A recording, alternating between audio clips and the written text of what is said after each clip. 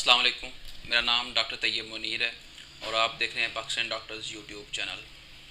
आज की वीडियो जो नया पीएमसी की तरफ से लाइसेंसिंग पाथवे आए हैं for foreign medical and dental graduates उन उसके बारे में है कि पीएमसी के न्यू नोटिफिकेशन में क्या क्या चेंजेस आई हैं और कौन कौन से लाइसेंसिंग पाथवे दिए गए हैं।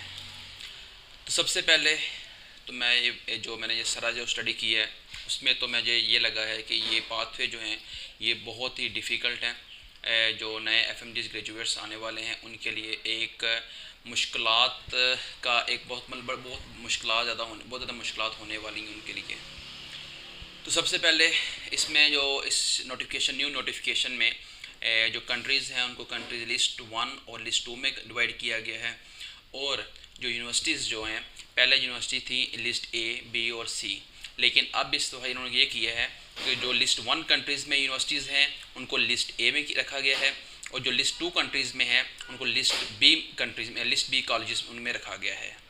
तो सबसे पहले हम देख लेते हैं कि हमारे पास जो लिस्ट 1 कंट्री और लिस्ट 2 कंट्री में कौन कौन सी हैं।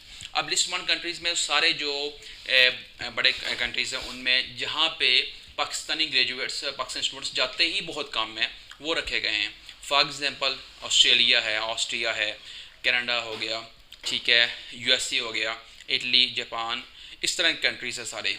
लेकिन जो कंट्री लिस्ट 2 है उसमें अब जो इजी डेस्टिनेशन है पाकिस्तानी ग्रेजुएट स्टूडेंट्स के लिए वो चाइना है। अब चाइना को कंट्री लिस्ट 2 में रखा गया है, ठीक है। लेकिन इसमें कजाकिस्तान, ताजिकिस्तान, जो बाकी कंट्रीज़ हैं उनको किसी कंट्री लिस्ट में नहीं रखा गया। और जो क्यूबा है, क्यूबा को भी कंट्री लिस्ट 2 में रखा गया है। तो मोस्टली तो ये जो पाकिस्तानी स्टूडेंट्स जिस कंट्री में जाते हैं उनको लिस्ट 2 कंट्रीज़ में रखा गया है और लिस्ट 1 कंट्री में ऐसे कॉलेजेस हैं जहाँ पे पाकिस्तानी स्टूडेंट्स बहुत कम जाते हैं। अब नेक्स्ट है कि इसमें जो इन्होंने बोला है कि जो लिस्ट 1 और लिस्ट 2 कंट्रीज़ हैं, आप अगर कोई कॉलेज या यूनिवर्सिटी जो इस लिस्ट 1 और 2 कंट्रीज़ किसी में भी नहीं है तो वो पीएमसी उसको कंसीडर कर सकती है लिस्ट 2 में रखने के लिए। और लिस्ट 2 पर सबसे पहले लिस्ट 2 में रखा जाएगा और उसके after 5 years, minimum 5 years list 2 countries में रहेगी। उसके बाद जो है वो लिस्ट 1 या ए जो लिस्ट यूनिवर्सिटीज़ हैं उनमें शामिल किया जाएगा, वो भी वेरिफिकेशन और बाकी चीज़ें फर्दर चीज़ें करने के बाद। अब जो लाइसेंसिंग पाथवे 1 है उसमें क्या कहा गया है। लाइसेंसिंग पाथवे 1 में है persons holding a foreign qualification which is recognized by PMC granted by a foreign college in list A of colleges। जो फॉरेन कॉलेज जो है लिस्ट ए में जो कॉलेजेस हैं वहाँ से डिग्री ली हो, और या फिर granted by a college recognised by the regulatory authority in list 1 of countries, या जो लिस्ट 1 कंट्रीज़ है वहाँ से उसने डिग्री ली हो, ठीक है। एंड प्लस इसके साथ क्या चीज़ होनी चाहिए, having completed a house job/internship in a foreign institution recognized by the regulatory authority in list 1 of countries, कि जो लिस्ट 1 ऑफ कंट्रीज़ हैं वहाँ से हाउस जॉब या इंटर्नशिप भी की हो, और या फिर having obtained a foreign license issued by the regulatory authority in list 1 of countries, या जो लिस्ट 1 ऑफ कंट्रीज़ हैं वहाँ से लाइसेंस भी लिया हो, और या फिर having obtained a certificate issued by the regulatory authority in list 1 of countries that the person is eligible for grant of license in the relevant country, या उनके पास एक ऐसा सर्टिफिकेट हो जिसमें ये चीज़ शो हो कि वो अपने उस कंट्री में लाइसेंसिंग एग्ज़ाम देने का एलिजिबल है, तो उसमें जो लाइसेंसिंग पाथवे 1 है उसमें फॉल करेगा।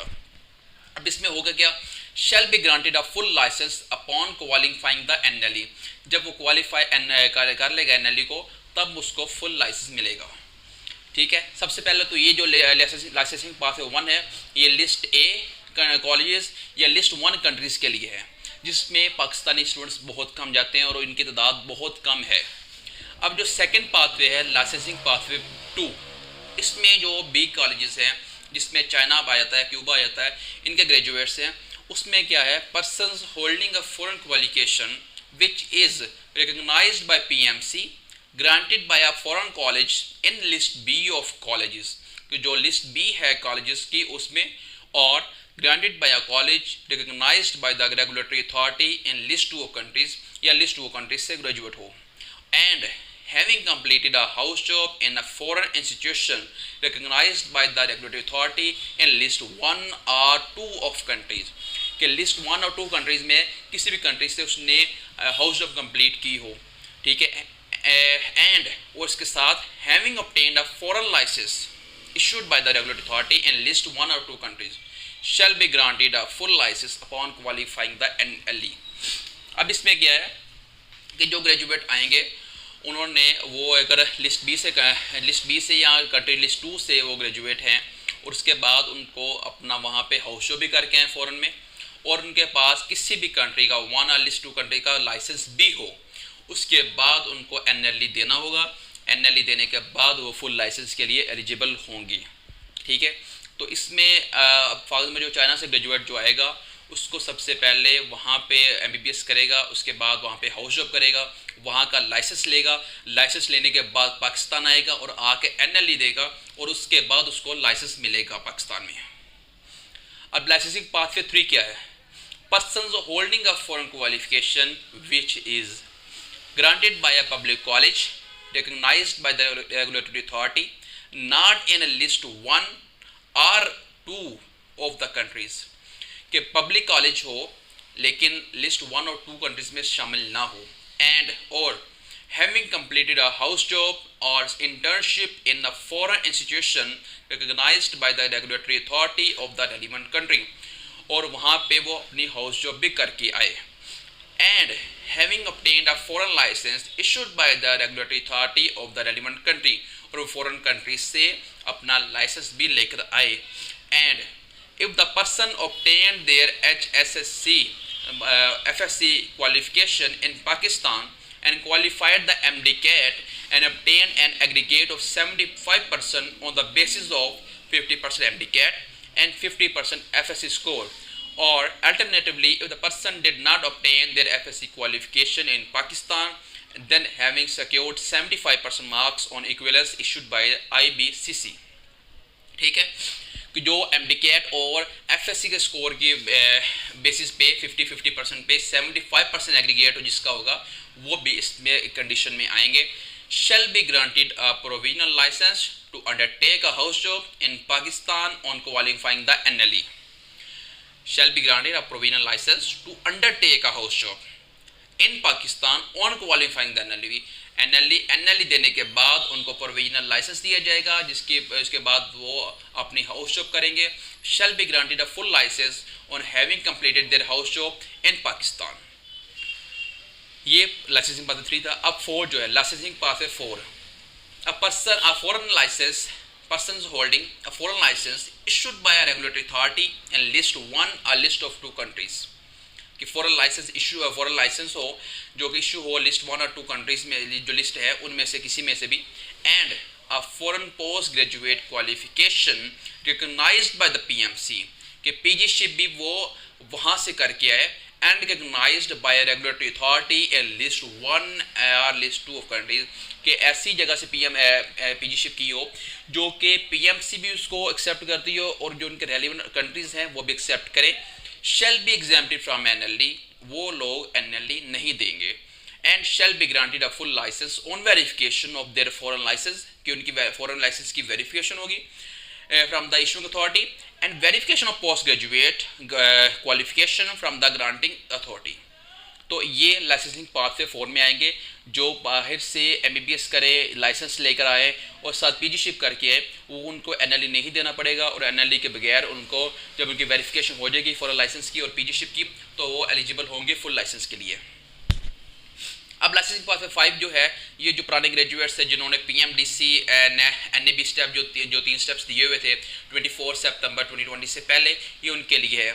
Graduates of a foreign college having qualified PMDC NAB Step 3 prior to 24th September 2020 shall be granted a provisional license on verification of foreign undergraduate qualification from granting university. Shall upon completion of house job in Pakistan be granted a full license, कि जब वो पाकिस्तान में अपनी house job complete कर लेंगे उसके बाद उनको फुल लाइसेंस दिया जाएगा। ये पुराने जो ग्रेजुएट्स हैं जिन्होंने PMDC NAB जो एग्ज़ाम देते थे उनके लिए ये है। अब इसमें ये जो नई पॉलिसी आई है ये किन के लिए है? जो नई न्यू पॉलिसी है जो 1 अप्रैल 2022 के बाद के जो ग्रेजुएट्स हैं उनके लिए है। 1 अप्रैल 2022 के बाद के ग्रेजुएट्स के लिए ये पॉलिसी जो ग्रेजुएट्स होंगे ये उनके लिए एप्लीकेबल होगी। जो 1 अप्रैल 2022 से बैक जो ग्रेजुएट्स हैं उनके लिए पॉलिसी नहीं है। उनके लिए पहले जो लाइसेंसिंग पाथवे दिए गए हैं जो कि पीएमसी की वेबसाइट पे मौजूद है वो फॉलो किए जाएंगे। तो इसमें अब जैसा कि आपको सारी समझ आ गई होगी कि जो आइंदा जो आने वाले जो ग्रेजुएट्स हैं 1 अप्रैल 2022 के बाद के उनके लिए बहुत सी मुश्किलात हो सकती है। तो इसलिए ज़्यादा से ज़्यादा मेहनत करें और साथ पीएमसी के साथ कोऑर्डिनेट करना चाहिए हमें, और ताकि एक बेहतर हल की तरफ जाया जाए।